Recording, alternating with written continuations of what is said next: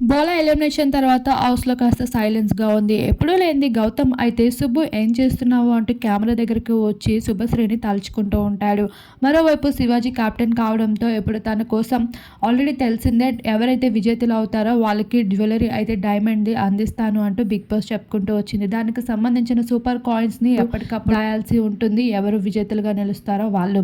అలా ఈసారి శివాజీ కెప్టెన్ కావడంతో టాస్క్‌లో గెలిచిన సందర్భంగా అయితే తనకి సూపర్ కాయిన్స్ అయితే వచ్చేస్తాయి.